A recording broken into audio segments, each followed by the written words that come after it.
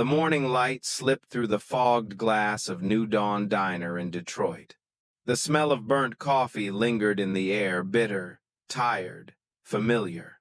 A black man sat quietly in the corner booth, his baseball cap pulled low, sunglasses hiding the weight in his eyes.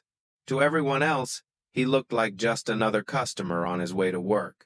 But this man owned the place. His name was Harrison Turner, and this diner was supposed to be his mother's dream brought to life, a place where broken people got a second chance. He'd built New Dawn for those the world had thrown away. Single mothers, ex-inmates, immigrants who worked twice as hard for half the pay.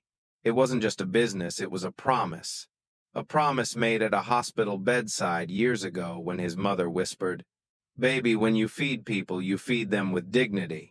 But dignity had gone missing from this place. And on this quiet morning, Harrison had come home to find out why. He didn't know her name yet, Shanice Brooks, the young black server trembling by the counter, wiping tears before anyone could see. He didn't know the manager behind the cash register, Patricia Vance, the woman he once saved from homelessness, now running his dream like a private kingdom. But he knew what cruelty sounded like.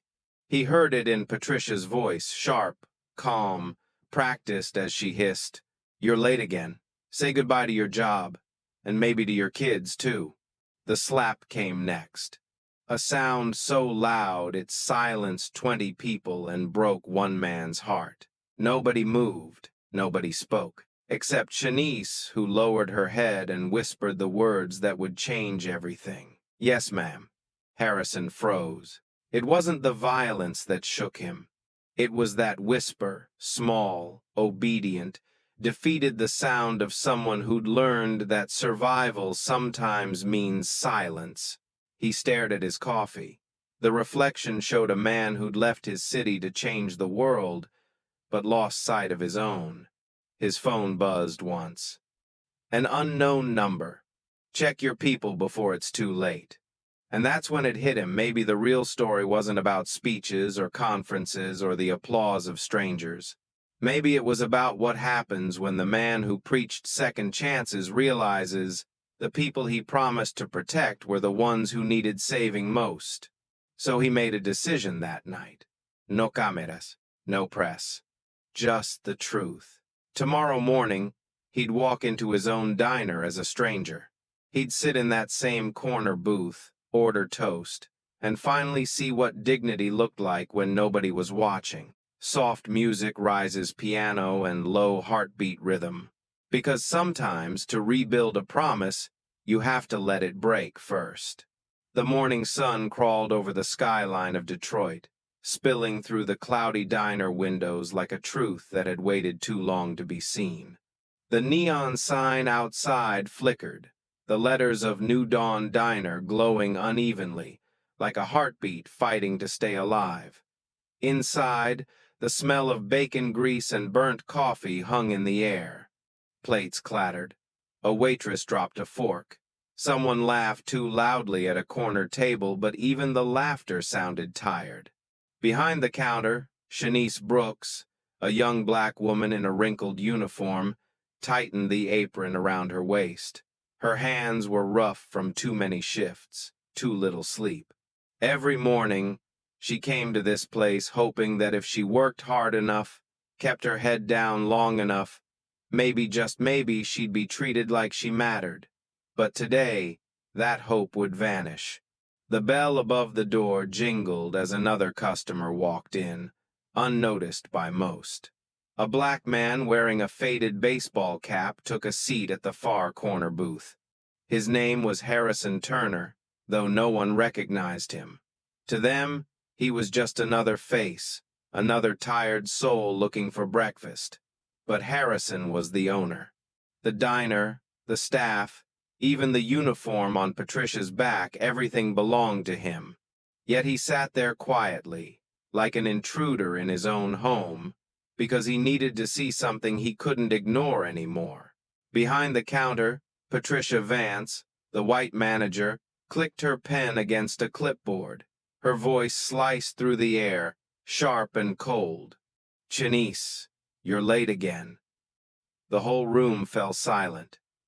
Shanice's face paled as she turned, whispering, I, I missed the bus. My babysitter canceled." Patricia smirked. "Always an excuse. You people are always full of them." That phrase "you people" landed like a slap before her hand ever moved. The sound came next. A sharp crack that echoed off the metal coffee maker. Patricia had slapped her, right there, in front of 20 customers. Nobody moved. The man reading his newspaper didn't look up. The two truckers by the window stared into their mugs. A mother reached for her child's hand, guiding it away from the counter as if silence could erase what they'd all seen. Only Harrison reacted, his jaw tightening, fingers clenching around the ceramic cup until it threatened to shatter. But he didn't move. Not yet. He just watched as Patricia leaned in close to Shanice's face, her voice dripping with poison. "The tip jar had $70 last night. This morning it's 40. Where's my money?" "I didn't take it, Miss Vance," Shanice stammered, voice trembling. Patricia shoved her back against the counter. "Don't lie to me. You want me to call child services? You want those girls of yours in foster care by sunset?" Shanice's lips parted, but no words came. Her eyes filled, and for a moment, the entire diner could see a mother breaking in real time. "Please, please don't," she whispered. Patricia smiled, cruel and calm. "Then do your job. Close at midnight. Open at 4.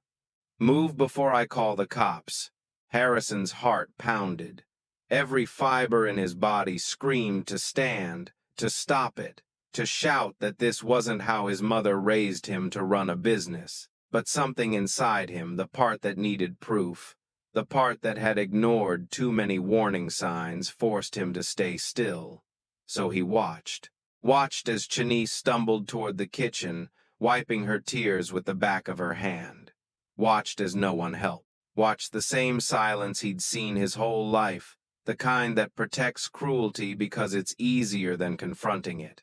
Patricia turned back toward the counter, adjusting her blazer like nothing had happened. "Back to work," she said sharply. The diner exhaled again, like a collective guilt no one would claim. Harrison looked at his reflection in the coffee, and for the first time, he didn't see a successful entrepreneur or a guest speaker on ethical business. He saw a man who'd left his city behind and let this happen. A small hand tugged at Shanice's apron.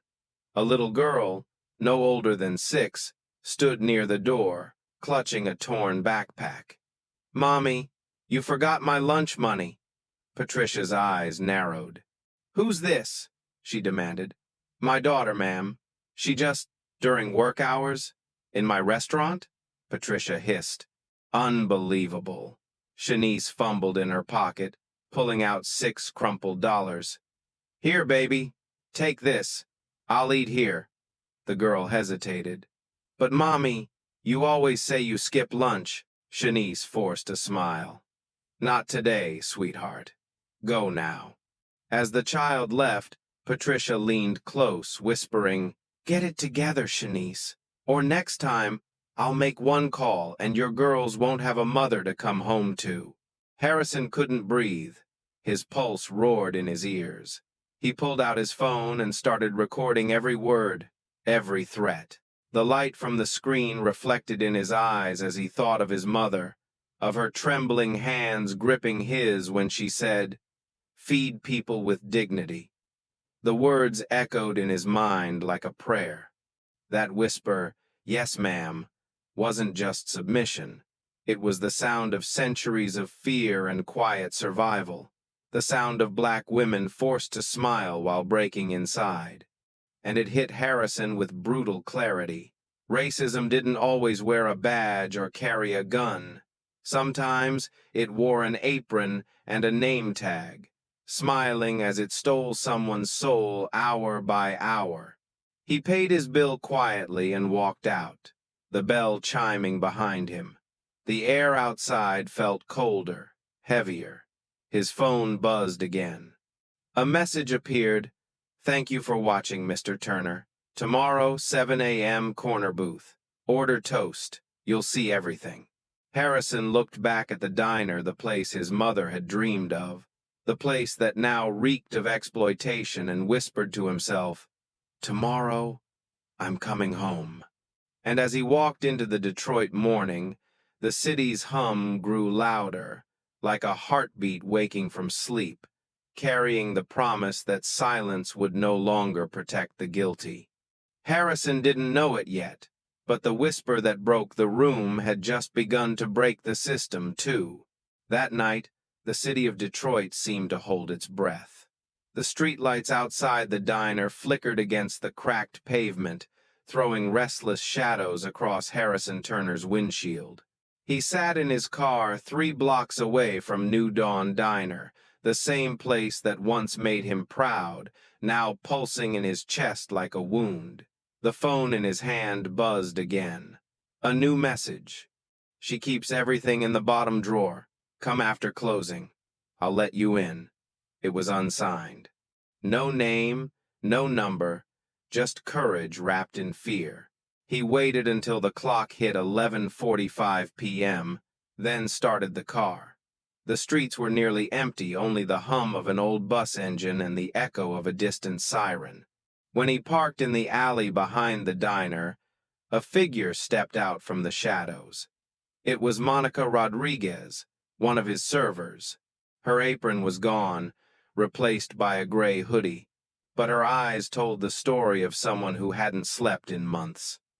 "She left 10 minutes ago," Monica whispered. "We've got maybe half an hour before the cleaning crew shows."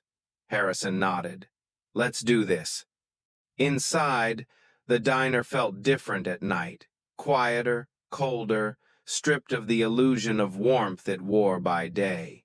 The red glow of the emergency exit lights painted the walls like a crime scene frozen in time. The smell of coffee lingered, mixed with the faint trace of bleach. Monica led him through the dark kitchen, her footsteps soft but sure. "She thinks no one notices," Monica murmured. "But we do, we all do, we just can't say it." At Patricia's office door, Monica pulled a small silver key from her pocket. "I made a copy months ago. I was too scared to use it. Until now." The lock clicked open. Harrison exhaled slowly and stepped inside. The air was heavy thick with the scent of paper and lies. He turned on a small desk lamp.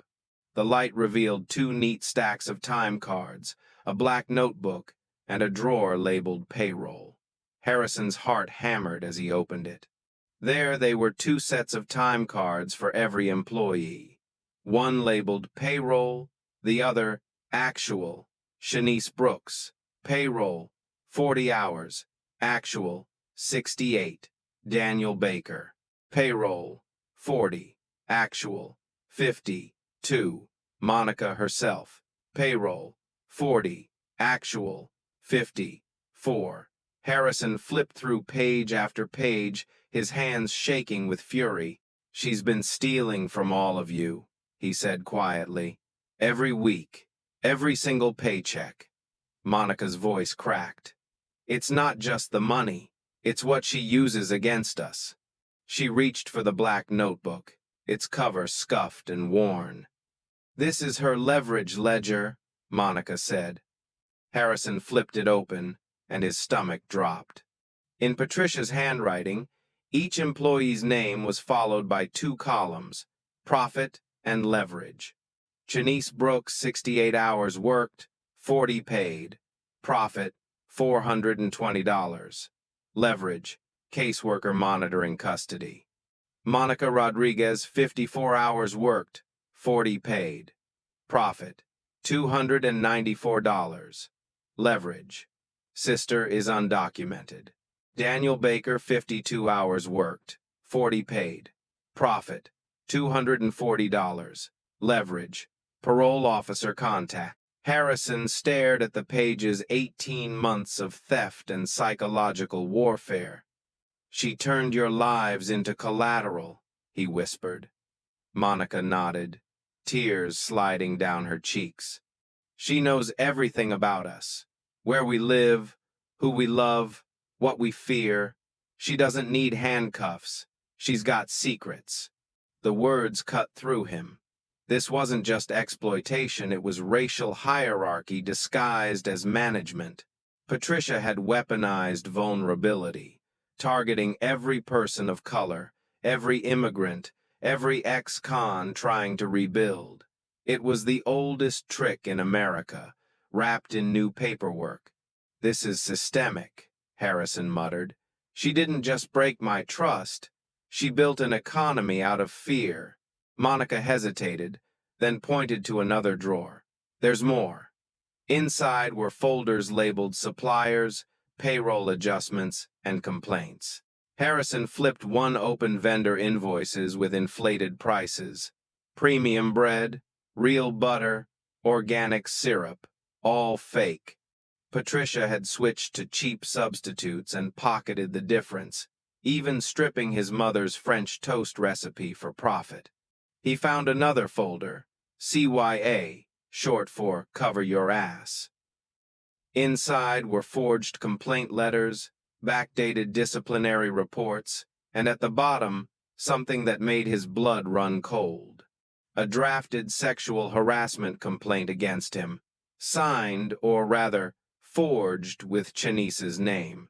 "She planned to destroy me if I ever came back," he said. Monica stepped closer. "She thinks you'd believe her over us. She thinks people like us don't get believed anyway." For a long moment, Harrison didn't speak. He looked around the office, the leather chair, the spotless desk, the blinds still open to the empty street. This was the throne Patricia had built on other people's exhaustion. He pulled out his phone and began photographing everything. Every time card, every ledger entry, every page of her notebook. The camera clicks sounded like gunfire in the quiet room. "Take it all," Monica whispered. "Show them what she did." Harrison nodded, his voice low but firm. "Tomorrow, she'll face everyone she's broken." He closed the drawer gently, placed the black notebook back exactly as he'd found it, and turned off the lamp. The darkness swallowed them again. Outside, the wind rattled the old diner sign New Dawn, flickering on and off like the heartbeat of something waiting to be reborn. As they stepped into the alley, Harrison looked back one last time.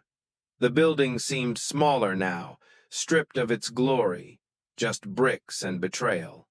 "You've done enough," Monica said softly. "You should rest." Harrison shook his head. "No, not yet. Tomorrow at 7, everyone will hear the truth." And as he walked toward his car, the city lights reflected in his eyes like distant fires, quiet, steady, ready to burn through the lies. The ledger of leverage was no longer Patricia's weapon. By morning, it would become her undoing.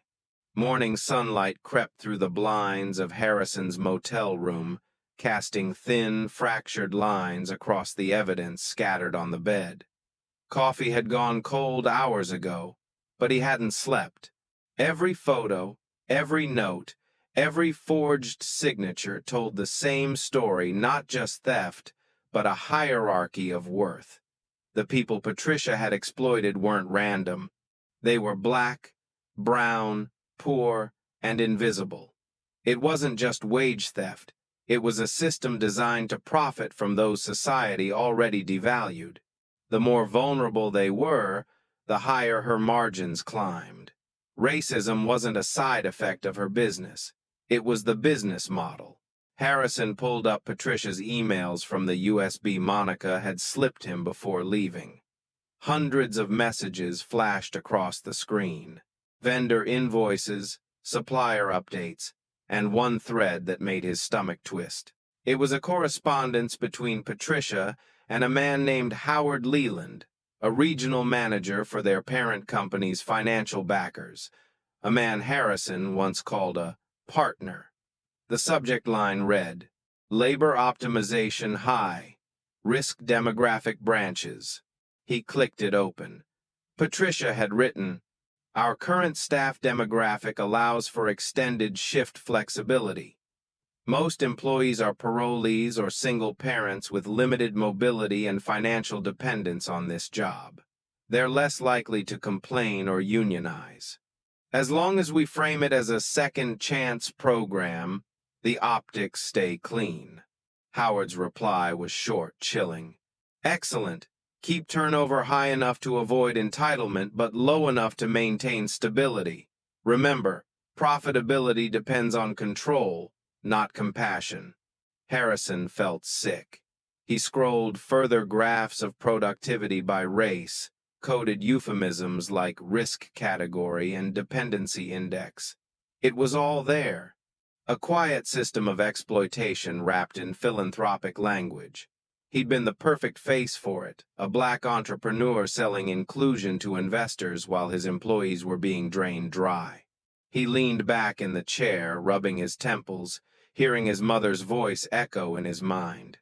When you feed people, you feed them with dignity. What had he fed them instead? A machine that measured their worth in fear.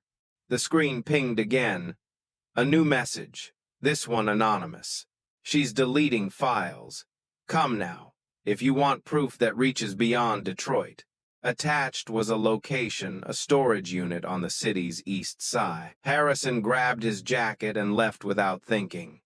The streets were wet from last night's rain, the sky heavy with clouds that looked ready to break again. When he reached the storage unit, Monica was waiting, arms crossed, eyes scanning the lot nervously.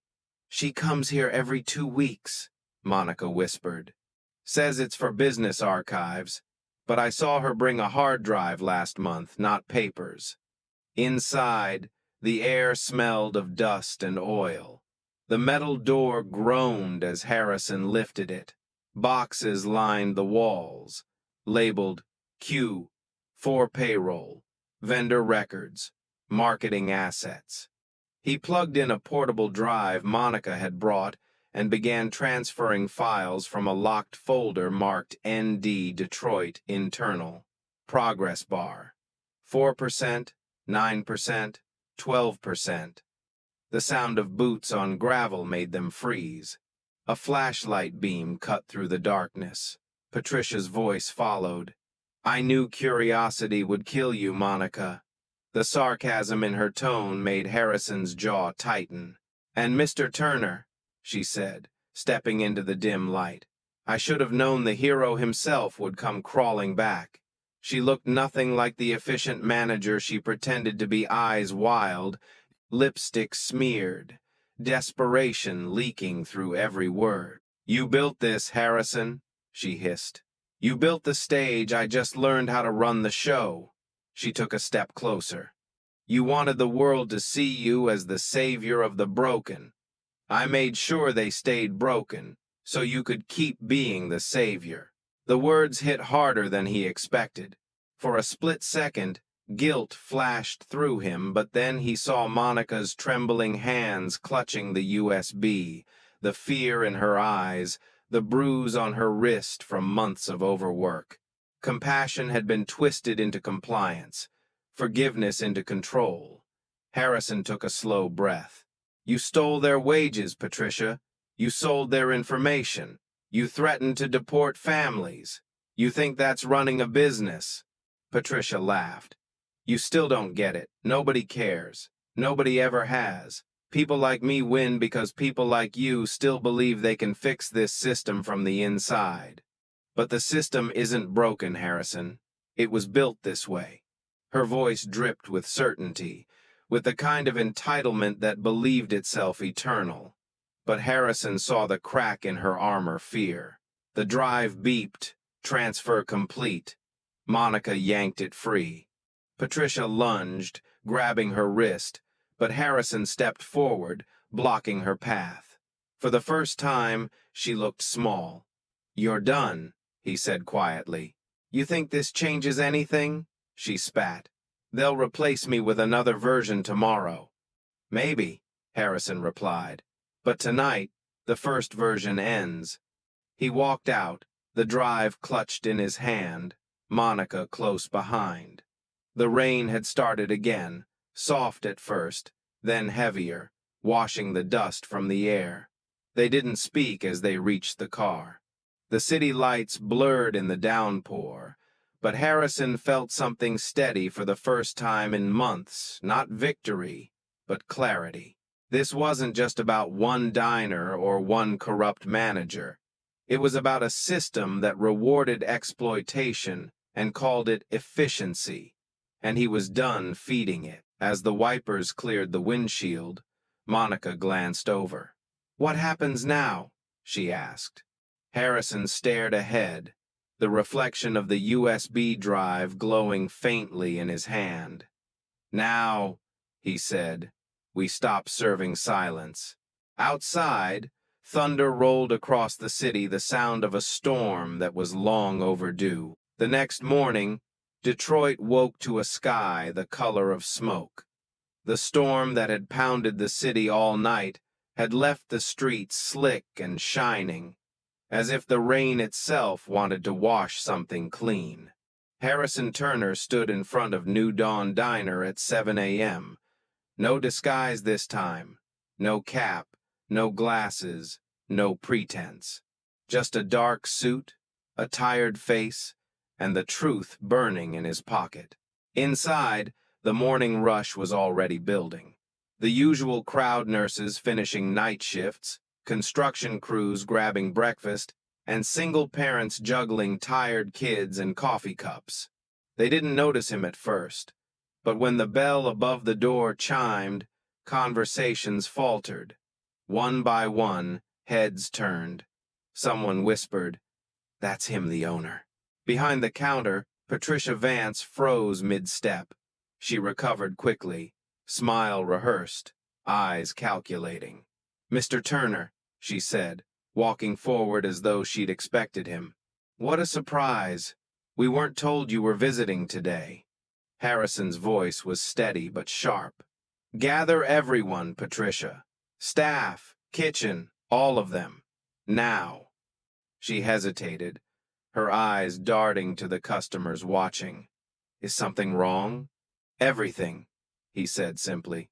The tone in his voice silenced the diner. Patricia forced a smile that didn't reach her eyes. "Of course," she said. "Everyone, quick meeting up front." Monica emerged from the kitchen, wiping her hands on a towel. Daniel Baker followed, still wearing his apron. Shanice lingered near the coffee station, her face pale. Slowly, they formed a line near the counter. A few customers tried to leave, but Harrison raised a hand. "Please stay," he said. "You've been part of this place too. You should hear this." Patricia adjusted her blazer, standing a little taller. "Mr. Turner, if this is about performance, I can assure you—" "This is about dignity," Harrison interrupted. His voice cut through the air like a blade. He looked around at every face, the employees, the patrons, the very walls that had heard every whisper of fear. "For months, this diner, my mother's dream, has been run on lies and exploitation. The people you see here," he said, gesturing to his staff, "were treated as disposable. Their wages stolen, their lives threatened, their humanity ignored." Patricia's smile faltered. "I don't know what you think you've found, but those are serious accusations." "Oh, they're more than accusations," Harrison replied. He pulled out his phone and tapped the screen. "They're facts." The screen glowed with photographs, time cards, ledgers, signatures. "Let's start with you, Shanice," he said gently. She looked terrified, but he nodded reassuringly. "How many hours did you work last week?" 68, she whispered. "And how many were you paid for?" 40. The silence that followed felt like a collective intake of breath. "Daniel?" Harrison continued, turning to him. "You?" 52 worked, Daniel said quietly. "Paid for 40. Monica?" 54, she answered. 40 paid. Harrison turned his phone toward Patricia, showing her own handwriting from the black notebook. You wrote this. Every number, every lie. He read aloud, voice steady but shaking with fury. Shanice Brooks, 68 hours worked, 40 paid. Profit, $420. Leverage, caseworker monitoring custody. Shanice covered her mouth, tears spilling down her face. The entire diner fell silent. Patricia's mask slipped for the first time. Her face went pale. You had no right to go through my files, she said, her voice rising. I own this diner, Harrison said evenly. I had every right. What I didn't have was the right to stay silent while you turned this place into a plantation with coffee cups. The words hit like thunder. A customer at the corner table muttered, She really said that stuff about her kids? Another whispered, I heard her yell at that girl last week. The crowd wasn't leaving now. They were listening witnesses to something rare, truth standing its ground. Patricia's composure cracked. You think these people are victims? They're ungrateful. I gave them jobs. I kept this place alive while you were off playing savior at conferences. Harrison's jaw tightened. You kept it alive by enslaving the very people this diner was meant to lift. He took a step closer. You sold employee data to payday loan companies. You forged my signature on documents. You threatened to call immigration on Monica's sister. You even drafted a fake harassment complaint in Shanice's name to destroy me if I found out. Gasps filled the room. Shanice's hand trembled as she whispered, You used my name? Patricia's voice cracked, desperate now. You can't prove that. I can, Harrison said, and I have. He turned his phone around again. 18 months of evidence. Every dollar you stole, every threat you made, every employee you broke. Patricia's eyes darted toward the door. For the first time, she looked small, cornered. You can't do this to me, she hissed. You gave me a second chance, and you turned it into a weapon, Harrison said quietly. You don't get to call that redemption. He faced the room. Patricia Vance is terminated effective immediately. The police will handle the rest. But before she goes, I want her to hear this. He turned to Shanice. You don't owe her fear anymore. Shanice took a deep, trembling breath. Her voice was soft but steady. You said people like me never get second chances, she said to Patricia. But maybe the problem wasn't people like me. Maybe it was people like you. Applause broke out hesitant at first, then growing louder. Patricia stood frozen, surrounded by the sound she'd never wanted to hear. Justice. She slammed her clipboard down, muttering, You'll regret this, and stormed toward the door. The bell above it chimed as she left, the same sound that once meant home now marking her exile. As silence settled again, Harrison looked at his employees. We rebuild from here, he said. Not just a diner, a promise. Shanice wiped her tears. Monica nodded, and Daniel stepped forward, clapping a hand on Harrison's shoulder. We're with you, he said. Outside, the rain began again, but this time, it didn't sound like sorrow. It sounded like cleansing, the beginning of something new. For the first time in months, New Dawn Diner felt alive again. Laughter slowly replaced silence, and the smell of real cinnamon returned to the air as Shanice mixed batter in the kitchen. But outside those walls, a storm far darker was brewing. When Harrison arrived the next morning, Monica met him at the door, holding her phone with trembling hands. You need to see this, she said. On the screen was a news headline that made his stomach drop. Disgraced Detroit businessman under investigation for fraud and misconduct, former manager speaks out. Patricia's face filled the frame, eyes red but voice calm, the perfect performance. I loved that place. she told reporters, feigning heartbreak. But when I discovered the owner was misusing funds and falsifying pay records, I had no choice but to speak up. The headline scrolled beneath her image. Allegations of mismanagement at Second Chance's Diner Spark investigation. Monica swore under her breath. She flipped the story. Harrison clenched his jaw. Of course she did. She's not fighting to win, she's fighting to survive. Within hours, his inbox exploded with emails from reporters, lawyers, and former partners. One message stood out. It was from Howard Leland, the same regional executive whose name had appeared in Patricia's emails. "We'll handle this internally," it read. "Cease public discussion immediately, or risk breach of contract litigation." Harrison leaned back, exhaling slowly. The game had shifted. Patricia wasn't acting alone. She'd awakened something larger, a system built to protect itself. A machine that would crush anyone who tried to expose it. That afternoon, an unmarked black car pulled up in front of the diner. Two men in suits stepped out, the kind who smiled with their mouths but not their eyes. "Mr. Turner?" one said smoothly, flashing a badge from the parent corporation. "We're here on behalf of the company to conduct an audit. Standard procedure, of course." "An audit?" Harrison replied. "Convenient timing." The man's smile didn't waver. "We received allegations of payroll manipulation and employee intimidation. Until the investigation concludes, we'll need access to all company records, your personal accounts, and the diner's digital systems." Harrison folded his arms. "You're not here for the truth. You're here to bury it." The man's expression hardened. "Careful, Mr. Turner. Non-compliance could be considered obstruction." For a moment, Harrison wanted to laugh. It was almost poetic. He'd spent years preaching about corporate responsibility, ethical business, and second chances. And now the very institution he'd trusted had turned those words into weapons.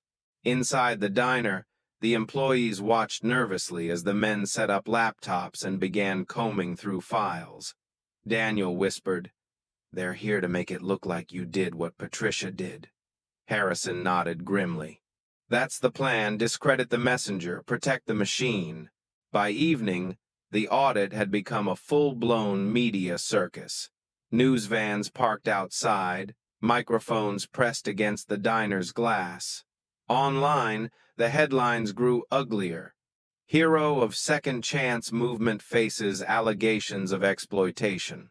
Sources say Turner used employees as PR tokens.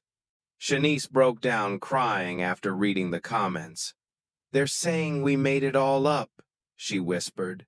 "They're calling me a liar." Harrison placed a hand on her shoulder. "They called my mother a dreamer too," he said softly.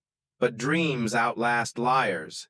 That night, he met Monica and Daniel in his motel room. The air was thick with tension. On the wall, Harrison projected the corporation's internal site, its ethics page. It was a public relations facade, filled with smiling stock photos and slogans like integrity, opportunity, inclusion. Underneath, buried in code, Daniel had found something else, an encrypted folder labeled ND, Controlled Narrative. When they decrypted it, dozens of draft press releases appeared, pre-written statements blaming Harrison for financial misconduct, hostile leadership, and abuse of authority. The corporation had prepared them weeks ago, before he'd even confronted Patricia. "They knew," Monica said quietly.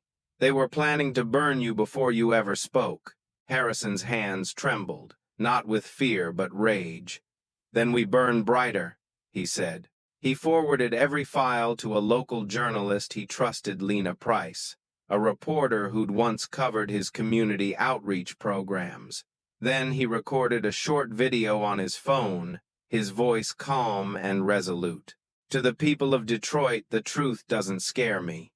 I built New Dawn to give people second chances, and I'll take mine now. We found evidence of systemic wage theft and racial exploitation protected by corporate silence. If they want to investigate, let them. I have nothing to hide. But ask yourself this: who benefits when justice is buried under paperwork? He uploaded it to every platform he could. Within hours, it spread across social media. Hashtags appeared. Number, Justice at New Dawn. Number, Feed with Dignity. Number, We Believe Chinese. Customers began leaving reviews describing how they'd witnessed Patricia's cruelty firsthand. For every corporate statement, 10 testimonies pushed back. But the backlash came just as fast. His personal bank account was frozen, pending investigation. His speaking contracts were suspended. Sponsors withdrew funding. The system was striking back with everything it had. Late that night, Harrison received a voicemail, no name, no greeting, just a voice he hadn't heard in years. It was Howard Leland. "You don't understand the forces you're playing with, Turner. People like you don't win these fights. They get erased. Take the settlement. Stay quiet, or you'll lose more than your dinner sunrise."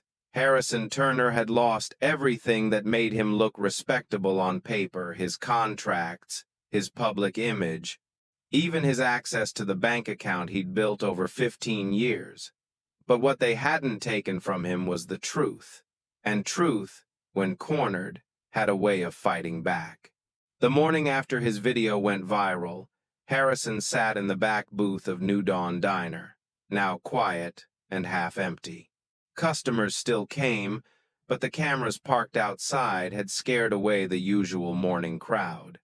The ones who stayed, the nurses, the delivery drivers, the old men drinking coffee, nodded at him like they were waiting for the next chapter of something bigger than a scandal.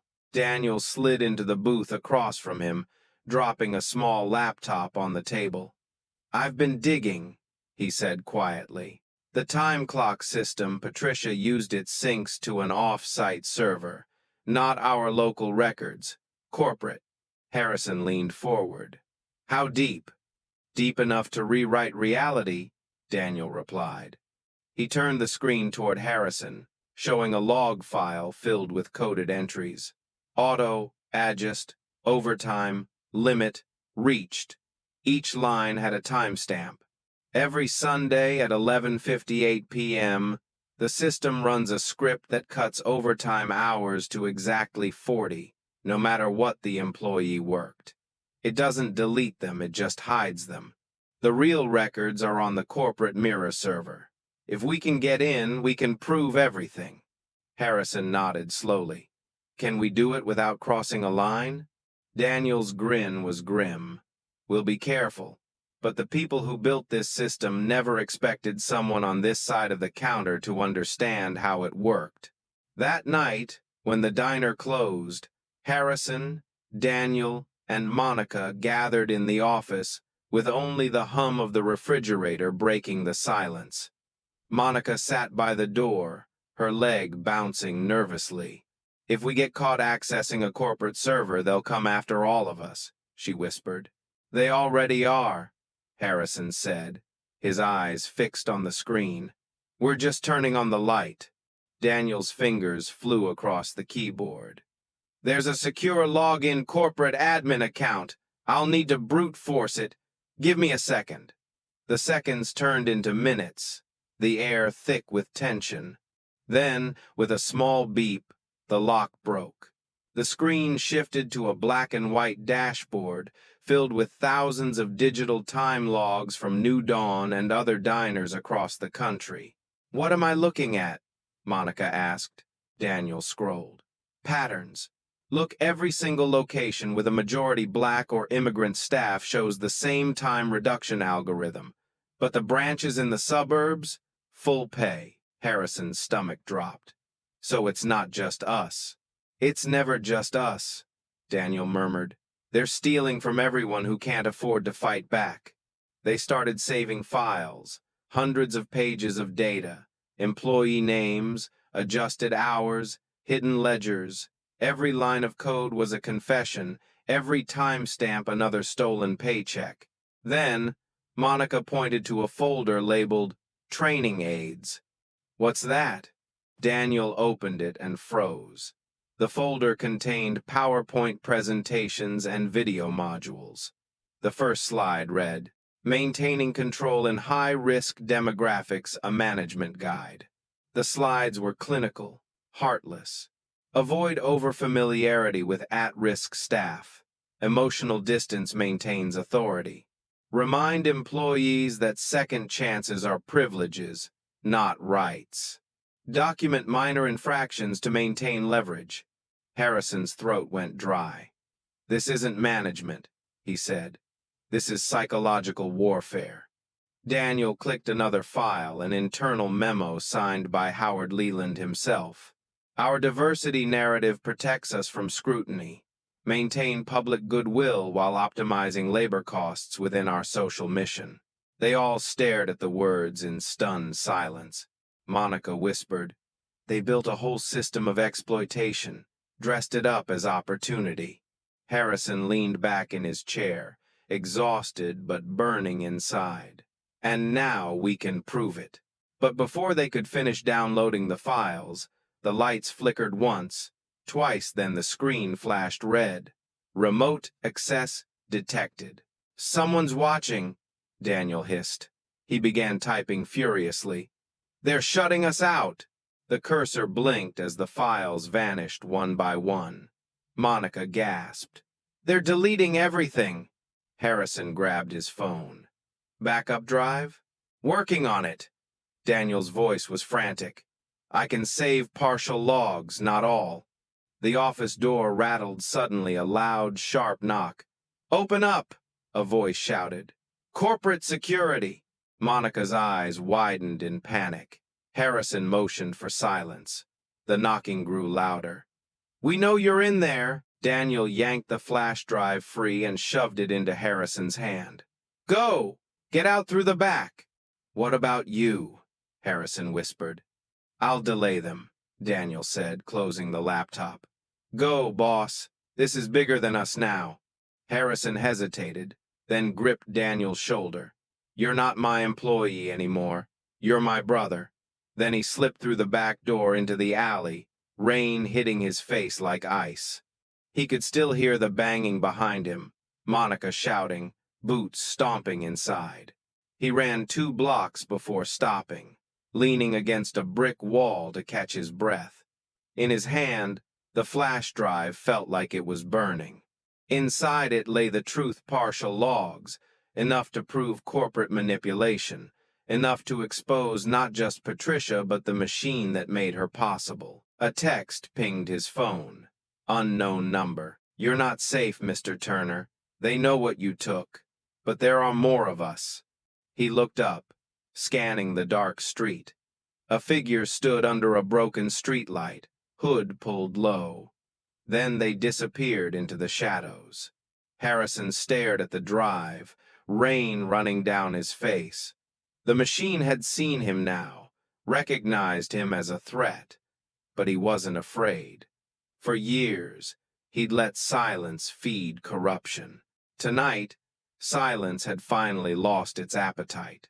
He slipped the drive into his pocket and started walking toward the glow of the city, not running this time, but marching. Whatever came next, he was ready, because now the truth had teeth. By the next morning, Detroit was awake, not with alarm, but with energy. The video Harrison had posted 2 days ago now has over 2 million views. Hashtags like #JusticeAtNewDawn and #TheSecondChanceLie were trending across social media. People weren't just angry, they were inspired. The story of a small diner fighting a giant corporation had struck a nerve in a city built on sweat, struggle, and rebirth. Harrison sat at a corner table in New Dawn, exhaustion heavy in his bones. The news vans outside hadn't stopped coming. Strangers left envelopes of cash and handwritten letters under the door. Some messages were simple, "Thank you for speaking up." Others were raw confessions. I worked in a place like that. I never thought anyone would care. Monica entered, eyes red from lack of sleep but burning with determination. It's spreading, Harrison, she said. Chicago, Baltimore, Atlanta workers are reaching out. They're saying the same thing is happening in their diners. Same system, same script. Daniel appeared from the kitchen, holding a printed photo, a screenshot of a tweet from a senator. It read, "If these allegations are true, this isn't just one restaurant's failure, it's a nationwide pattern of racialized wage theft. The Department of Labor must act." Harrison stared at it for a long moment, the weight of it all sinking in. "It started with one slap," he murmured. "Now it's a movement." By noon, the diner was packed again, not with customers, but with people. Journalists, activists, pastors, community leaders, and even college students from Wayne State. The courthouse smelled of rain and nerves. A line of journalists and community members wrapped around the marble steps like a human tide waiting for the doors to open. The words, Federal District Court, Detroit glinted above them in gold letters. This was no longer just about one diner or one manager. It was about a system that had quietly stolen from thousands of workers and called it efficiency. Inside, the courtroom was cold, deliberately so. Cameras clicked. Pens scratched. At the defense table sat two corporate attorneys in sleek gray suits, faces polished and unreadable. Patricia Vance wasn't there. She had already agreed to testify in exchange for immunity, but her shadow hung in the room like a ghost. Harrison sat at the plaintiff's table beside his lawyer, Lena Price, the same journalist who had turned her reporting into a full investigation. She had traded her press badge for a law degree years ago, and now her voice carried the sharp precision of truth honed by outrage. "Mr. Turner," she whispered, leaning close, "they'll try to make this about emotion, make you look unstable, irrational. Stay calm. Let the facts speak." Harrison nodded, fingers tapping the table. Across the aisle, Howard Leland, the regional executive, whispered to his legal team. He looked up, met Harrison's eyes, and smirked a smirk that said, "We built the system. You just work inside it." The judge entered. "Court is now in session. The case of Turner v. Leland Industries is hereby called." Lena stood first. "Your Honor," she began, her voice clear, "this case isn't about profit margins. It's about people. It's about a corporation that created a program called Second Chance Employment, publicly branded as compassion, privately designed as exploitation. We will show that they used racial profiling, intimidation, and a coded wage manipulation system to strip workers of their dignity and their pay." The defense attorney rose smoothly. "Your Honor, the plaintiff's rhetoric is compelling but misleading. There is no proof that Mr. Turner's diner was targeted for racial reasons. These were isolated managerial issues, not systemic problems." Lena smiled faintly, like someone holding an ace she couldn't wait to play. "We'll see about that." The first witness was Daniel Baker. He walked to the stand in his best shirt, hands shaking slightly. "Mr. Baker," Lena asked, "can you tell the court what happened during your employment at New Dawn Diner?" Daniel swallowed hard. "We worked long hours, sometimes 16-hour shifts, but our paychecks always said 40 hours. We complained to Patricia, but she said we should be grateful we even had jobs. She said, 'People like you don't get second chances twice.'" Lena's eyes narrowed. "People like you?" "Yes, ma'am," Daniel said quietly. "She meant people who'd been to prison, people who were black, people who couldn't risk losing their jobs. She used that against us every time." Gasps rippled through the courtroom. The defense objected, calling it hearsay. The judge overruled. Next came Monica Rodriguez. her voice trembling but fierce. Patricia told me that if I ever complained, she'd call immigration on my sister. She showed me the number for ICE on her phone, just smiled, and said one call could end our lives here. The courtroom fell silent. One of the jurors wiped her eyes. Then Lena pulled up the slideshow Daniel had uncovered from the corporate server, the training module. The projector flickered to life, displaying the title, Maintaining Control in High-Risk Demographics. Lena spoke slowly, letting each word land. This is what the corporation taught its managers to do. Slide 1, emotional detachment ensures compliance. Slide 2, remind staff that their second chance is a privilege, not a right. Slide 3, minor infractions should be documented to maintain leverage. The defense attorney jumped up. Your Honor, this presentation was part of a pilot program never approved by corporate. Lena turned.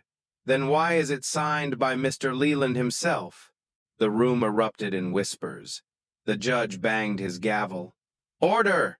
Lena clicked to the next slide, an email chain. The subject line, Labor Optimization, High-Risk Demographics. The sender, Howard Leland. The recipient, Patricia Vance. Our current staff demographic allows for extended shift flexibility. Most are financially dependent on this job, limiting the risk of union activity. Maintain control. Lena turned to the jury. These weren't isolated choices. This was policy. Howard shifted uncomfortably. Sweat glistened on his forehead. Finally, Harrison was called to the stand. The defense tried to dismantle him, painting him as negligent, a man who'd let his business run wild while he basked in fame. But Harrison didn't flinch. I believed in the program, he said softly. I thought giving people a second chance meant trusting them. I never imagined the people I trusted most would weaponize that trust. But I'm not the victim here. They are. He looked at the jurors. Do you know what it feels like to hear someone whisper, "Yes, ma'am," after being humiliated in front of a crowd and realize they said it not out of respect, but out of fear?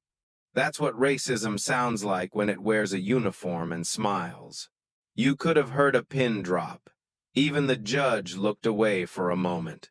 The defense's final argument was thin that the company couldn't be held accountable for one rogue manager. But Lena closed with a line that silenced the room. Rogue managers don't build algorithms. Rogue managers don't write handbooks. Systems do. And this system was designed to break people who look like my client's employees, and to make men like Mr. Leland rich doing it. When the jury filed out, the room buzzed with tension. Hours passed. Harrison sat with his hands folded, eyes on the recipe card he'd carried into every battle since this began, his mother's handwriting. Feed people with dignity. When the jury returned, their verdict was clear. Guilty of systemic wage theft, discrimination, and coercive labor practices. Damages, $14.8 million. Federal oversight for all company branches. The courtroom exploded in applause. Shanice sobbed. Daniel laughed through tears. Monica hugged Harrison so tight he could barely breathe. Howard Leland sat motionless, his empire cracking in real time. As Harrison walked out of the courthouse into the bright Detroit afternoon, reporters shouted questions, cameras flashed, and the crowd outside began to chant again, louder this time, stronger. Feed with dignity, feed with dignity. Harrison smiled. The words no longer felt like a slogan. They felt like a promise kept, carrying hand-painted signs. Feed people with dignity. End racial wage theft. Silence is compliance. At the front of the crowd, Pastor Raymond Johnson, a tall, gray-haired man with a calm but commanding presence, stepped forward. "Brother Harrison," he said, placing a firm hand on his shoulder, "your mother fed half this neighborhood when we had nothing. You're feeding us again, just a different kind of hunger this time." Harrison smiled faintly. She'd tell me not to stop until everyone's full. Then we won't, Pastor Johnson said. We're organizing a vigil tonight, right here.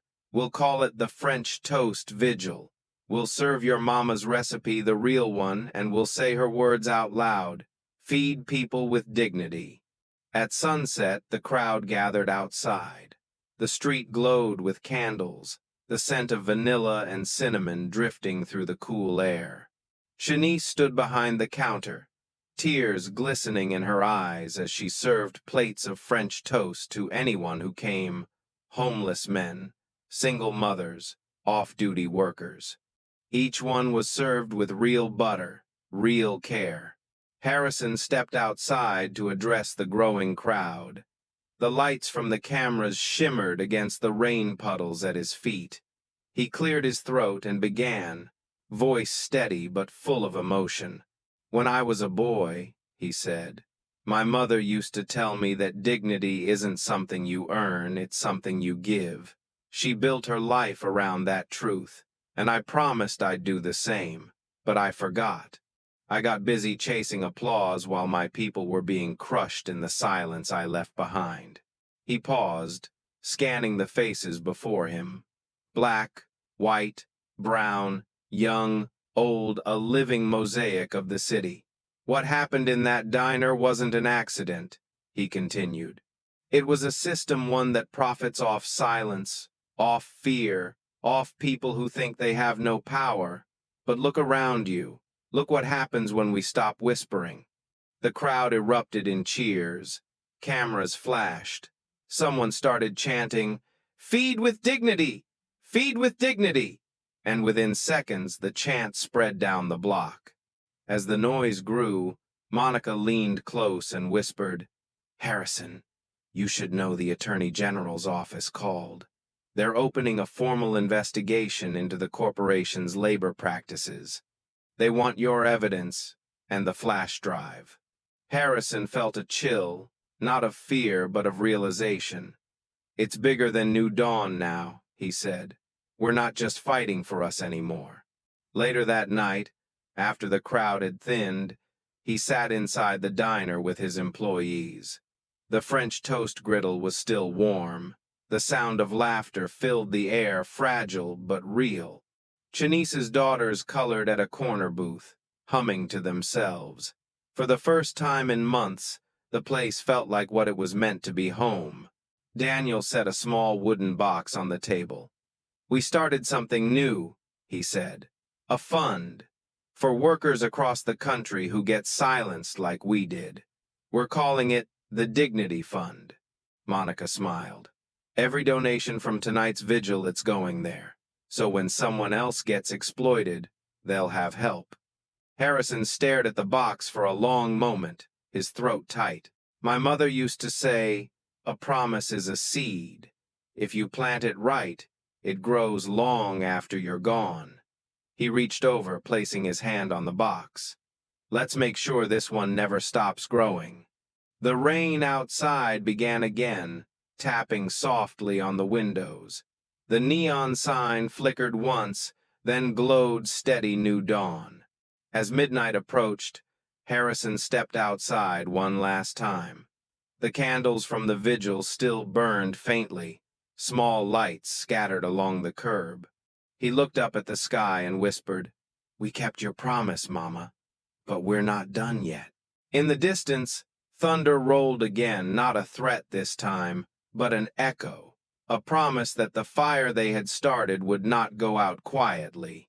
And somewhere in an office far away, corporate executives watched the news in silence, realizing that the people they'd once called expendable had just built a movement powerful enough to shake the ground beneath them. Harrison sat on the edge of the bed, staring at the phone. For a long time, he said nothing. Then he whispered almost to himself, "You built a world where silence pays dividends, but I'm done cashing in." He opened his laptop, pulled up the folder Monica had saved from Patricia's drive, the emails, the wage theft records, the discrimination patterns. It was more than a story now.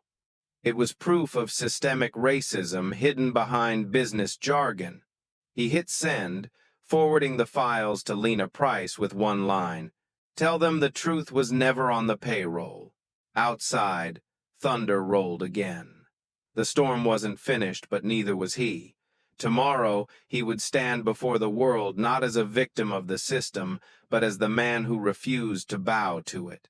The courthouse smelled of rain and nerves. A line of journalists and community members wrapped around the marble steps, like a human tide waiting for the doors to open. The words Federal District Court, Detroit, glinted above them in gold letters. This was no longer just about one diner or one manager. It was about a system that had quietly stolen from thousands of workers and called it efficiency. Inside, the courtroom was cold, deliberately so. Cameras clicked. Pens scratched. At the defense table sat two corporate attorneys in sleek gray suits, faces polished and unreadable. Patricia Vance wasn't there. She had already agreed to testify in exchange for immunity, but her shadow hung in the room like a ghost. Harrison sat at the plaintiff's table beside his lawyer, Lena Price, the same journalist who had turned her reporting into a full investigation. She had traded her press badge for a law degree years ago, and now her voice carried the sharp precision of truth honed by outrage. "Mr. Turner," she whispered, leaning close. "They'll try to make this about emotion, make you look unstable, irrational. Stay calm. Let the facts speak." Harrison nodded, fingers tapping the table.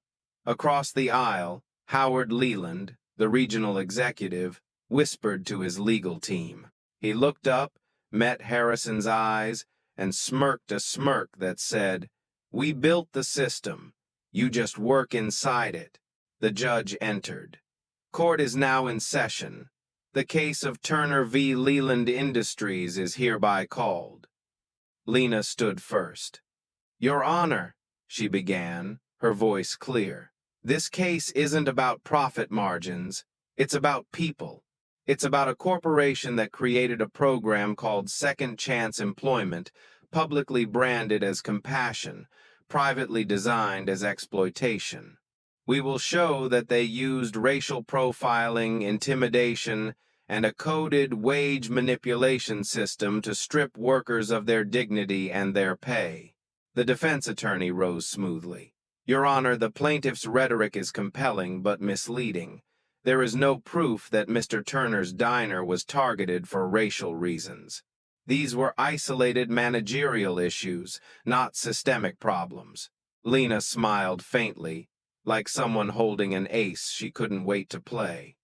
"We'll see about that." The first witness was Daniel Baker.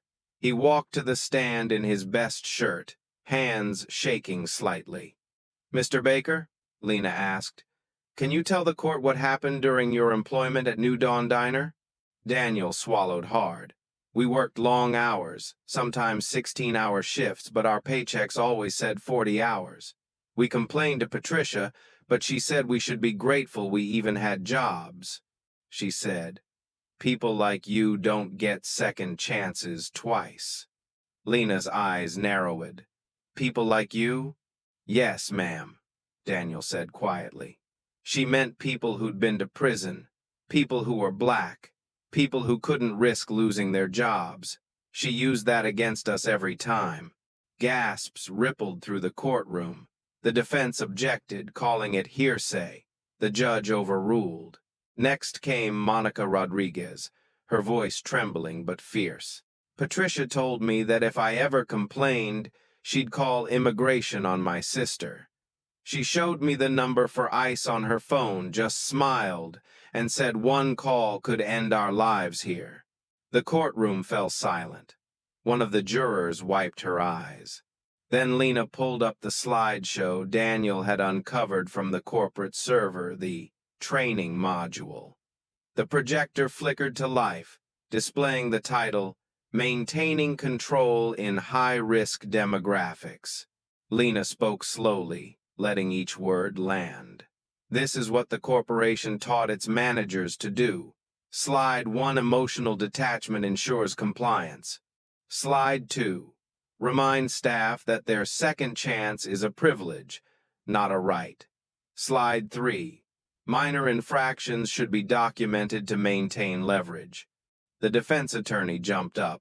Your Honor, this presentation was part of a pilot program never approved by corporate. Lena turned. Then why is it signed by Mr. Leland himself? The room erupted in whispers. The judge banged his gavel. Order. Lena clicked to the next slide, an email chain. The subject line, labor optimization, high-risk demographics. The sender, Howard Leland. The recipient, Patricia Vance. Our current staff demographic allows for extended shift flexibility. Most are financially dependent on this job, limiting the risk of union activity. Maintain control. Lena turned to the jury. These weren't isolated choices. This was policy. Howard shifted uncomfortably. Sweat glistened on his forehead. Finally, Harrison was called to the stand. The defense tried to dismantle him, painting him as negligent a man who'd let his business run wild while he basked in fame. But Harrison didn't flinch. I believed in the program, he said softly. I thought giving people a second chance meant trusting them. I never imagined the people I trusted most would weaponize that trust. But I'm not the victim here. They are. He looked at the jurors. Do you know what it feels like to hear someone whisper, "Yes, ma'am," after being humiliated in front of a crowd and realize they said it not out of respect, but out of fear? That's what racism sounds like when it wears a uniform and smiles. You could have heard a pin drop. Even the judge looked away for a moment. The defense's final argument was thin that the company couldn't be held accountable for one rogue manager. But Lena closed with a line that silenced the room. Rogue managers don't build algorithms. Rogue managers don't write handbooks. Systems do. And this system was designed to break people who look like my client's employees and to make men like Mr. Leland rich doing it. When the jury filed out, the room buzzed with tension. Hours passed. Harrison sat with his hands folded, eyes on the recipe card he'd carried into every battle since this began, his mother's handwriting. Feed people with dignity. When the jury returned, their verdict was clear. Guilty of systemic wage theft, discrimination, and coercive labor practices. Damages, $14.8 million. Federal oversight for all company branches. The courtroom exploded in applause. Shanice sobbed.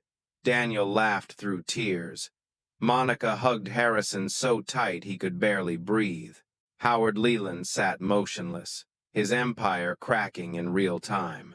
As Harrison walked out of the courthouse into the bright Detroit afternoon, reporters shouted questions, cameras flashed, and the crowd outside began to chant again, louder this time, stronger. Feed with dignity. Feed with dignity. Harrison smiled. The words no longer felt like a slogan. They felt like a promise kept. The court victory was loud, but what followed was quieter, the kind of silence that comes after a storm when the city exhales and starts counting what's left standing. For Harrison Turner, what remained wasn't money or fame. It was people. Shanice, Monica, Daniel, and the dozen others who had worked under Patricia's rule stood together in the middle of the diner 1 week after the verdict, surrounded by broken booths, burnt-out bulbs, and the ghost of what had once been a dream. The walls still carried the smell of coffee and cinnamon, but now there was something new in the air, possibility. Harrison leaned against the counter, sleeves rolled up, blueprint papers spread before him. I don't want to rebuild the same thing, he said. I want to rebuild something better. The others exchanged glances. Shanice, ever cautious, asked, Better how? Harrison smiled faintly. A business where no one person ever has the power Patricia had. A system where every decision passes through the people it affects. A diner that belongs to its workers. Daniel blinked. You mean like we own part of it? Exactly, Harrison said.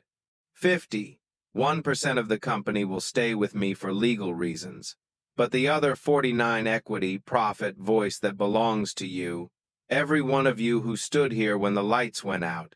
Monica frowned thoughtfully. And what if we disagree with you? Then you outvote me, Harrison replied simply. That's the point. Power shared can't be abused. A long silence followed. Then Shanice stepped forward. You're serious. As serious as my mother's recipe, he said with a small grin. We'll call it the New Dawn Cooperative, a diner run by those who make it live, not those who profit from their silence. Over the next few weeks, the transformation began. The old sign came down. The cracked neon that once buzzed faintly over late-night shifts was replaced with a sleek new logo designed by Daniel's cousin, a rising sun cupped in open hands. Inside, the booths were repaired, walls painted bright again. But the biggest changes weren't visible. They were written into the bylaws. Rule 1. Every employee with more than 1 year of service earns ownership shares. Rule 2. The Employee Council 5 elected members holds veto power over hiring, firing, pay rates, and supplier contracts. Rule 3. All schedules, wages, and profit reports are open to every worker. Rule 4. No retaliation, no leverage ever again. It wasn't easy. There were arguments, long nights of debate, tension about fairness and responsibility. But for the first time, those arguments happened among equals. Shanice chaired the first council meeting with trembling hands. We've been talking over for too long, she said, looking around the table. Now it's our turn to speak and to listen. As the weeks passed, customers returned, drawn by the story, by curiosity, by hope. Some came from out of state, snapping photos beside the New Dawn Cooperative sign.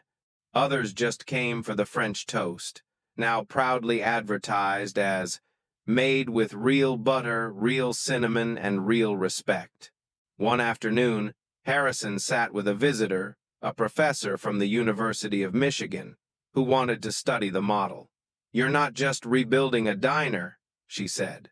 You're rewriting capitalism, at least a small piece of it. Harrison laughed softly.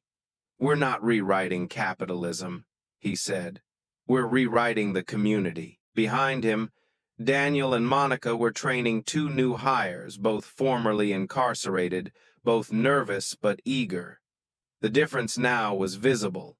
When Daniel corrected them, he did it gently, patiently. When Monica counted tips, she did it in the open, her phone screen projecting totals for everyone to see. Transparency wasn't policy anymore. It was culture. By the end of the month, the first profit-sharing checks were issued. Shanice cried when she opened hers, not because of the amount, but because the stub said ownership dividend. She took it home, showed her daughters, and framed it beside their school photos. But success brought new challenges. The corporation, though defeated in court, still loomed large.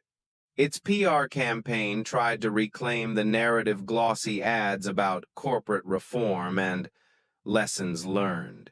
They even sent a proposal, an offer to buy New Dawn back under joint management. Harrison tore the letter in half without a word. They think justice is something you can purchase, he muttered, but justice doesn't come with a price tag. Instead, he launched something new, the Vulnerability Shield Policy. Drafted with the help of local lawyers and community leaders, it became a model for ethical employment across the state. The policy stated clearly, any employer caught using an employee's race, immigration status, criminal record, or family condition as leverage would face automatic termination and public disclosure. The city council took notice. Within months, several local businesses adopted the same rule. Soon, reporters returned not to chase scandal, but to document transformation. They filmed Shanice leading a shift meeting, Monica balancing the books, and Daniel mentoring a young line cook named Isaiah. When asked how it felt to run the place now, Shanice smiled through tears. It feels like freedom smells like cinnamon again. One evening, Harrison closed the diner early and gathered everyone around. "Tomorrow marks 1 year since we took this place back," he said. "And this time, we're not celebrating a verdict, we're celebrating ownership." They raised their glasses, coffee mugs, and milkshakes and toasted under the warm hum of the lights. For the first time, "Feed people with dignity" wasn't just a line written on a wall. It was how they lived. Outside, the city was quiet again. But Detroit had changed. The word New Dawn had started appearing on murals, T-shirts, and even protest banners across other cities. It had become something larger, a reminder that power doesn't have to oppress, that justice can take root in the unlikeliest of places.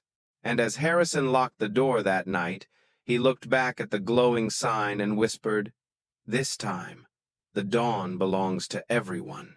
A year had passed since the courtroom cheers faded and the cameras left Detroit.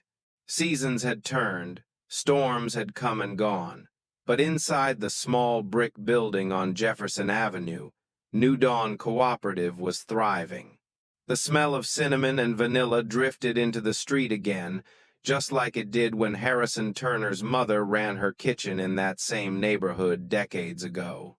Yet this time, the legacy wasn't just hers, it belonged to everyone who stood up when silence was easier. It was Saturday morning, the diner's busiest day. The line stretched down the block, a mix of old regulars, out-of-towners, and community organizers who now called this place a monument to modern justice. At the counter, Shanice Brooks, now assistant general manager, poured coffee with the calm authority of someone who had learned her worth the hard way. Her daughters sat in their favorite booth, coloring pictures of sunrises, while Daniel Baker, wearing a crisp chef's jacket with "Executive Chef" embroidered on the sleeve, flipped thick slices of challah bread in real butter. The sizzling sound mixed with laughter and the hum of conversation. Harrison stood near the entrance, greeting customers as they came in. His suit was simpler these days, his hands rougher, but his eyes, those carried something new: peace. Every time someone walked through the door, he saw a little piece of his mother's promise being kept. Around 10 a.m., a familiar voice called from the corner booth. "Mr. Turner, I see you're still refusing to rest." It was Lena Price, the journalist turned lawyer, who had helped him take down the corporation. She smiled as she slid into the seat across from him. "You've built quite the empire." Harrison laughed softly. "Empires fall, communities last." She looked around the diner. The walls were lined with framed photos not of him, but of his workers. One showed Daniel teaching a group of teens how to cook. Another showed Monica and her sister Rosa standing under a sign that read "The Dignity Fund, First 100 Grants Awarded." And in the center of the wall hung a photo of his mother, her handwriting framed beneath it. "Feed people with dignity."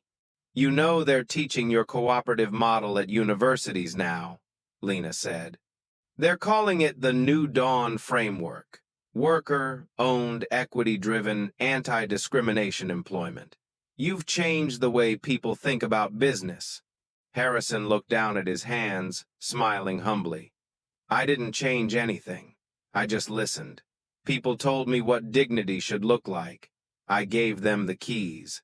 Just then, the front door opened, and a wave of cheers filled the diner. Shanice's daughter, Amara, was walking in holding a small trophy from her school's speech contest. She ran to her mother shouting, "I won! I talked about Grandma Turner. The crowd clapped, and even Daniel shouted from the kitchen, "That's our girl." Harrison's chest swelled with pride as he crouched beside her. "What did you tell them, sweetheart?" Amara grinned. "I said that Grandma Turner taught us that when you feed people, you feed their hope, and when you take their dignity, you starve the world." The diner went silent for a heartbeat. Then came the applause, long, warm, unstoppable. Shanice wiped her eyes and hugged her daughter close. Harrison could almost feel his mother's hand on his shoulder again, steady and proud. Later that afternoon, after the rush ended, the employees gathered for the monthly council meeting. Shanice sat at the head of the table, gavel in hand. "Next on the agenda," she said, "the council's vote on expanding to a second location in Chicago." Gasps and excited murmurs filled the room. Daniel grinned. "Guess I'll have to train a new team," Monica added. "We already have people there asking how they can start." Harrison listened quietly, letting the discussion unfold. He didn't interrupt when they disagreed. He didn't dominate the room. He just watched the democracy his mother never got to see, a democracy of working people, building something together. When the vote passed unanimously, everyone cheered. Shanice smiled and looked at him. "You okay with losing control of your own dream?" Harrison chuckled. "That's how I know it's finally alive." Evening settled in slowly. The last light of the sun spilled through the windows, turning everything gold. The sign outside glowed softly, "New Dawn Cooperative." Harrison walked to the kitchen, where Daniel was cleaning up. "You remember the first time I saw you here?" Harrison said. "You were standing at that same grill, head down, afraid to speak." Daniel smiled. "Now I can't stop talking." "Good," Harrison said. "Keep talking, keep leading, because someday I'll be gone and you'll be the one teaching the next Daniel what dignity tastes like." Outside, the city was alive with music from a street fair. Local artists had painted a mural on the diner's side wall, a portrait of Harrison's mother surrounded by workers holding utensils like torches. Across the top, bold letters read, "Feed with dignity, the movement began here." Harrison stood under it, his reflection blending with the colors. He whispered, "You see this, Mama? They kept your words alive." He turned back to see the lights of the diner glowing behind him, Monica laughing, Shanice wiping tables with her daughters, Daniel calling out orders. A family, rebuilt, not by blood, but by belief. And for the first time in years, Harrison didn't feel like he was carrying his mother's legacy. He felt like he was living inside it. As the night deepened, he locked the door and slipped the framed recipe card into his jacket pocket. Tomorrow, they would start planning the Chicago branch.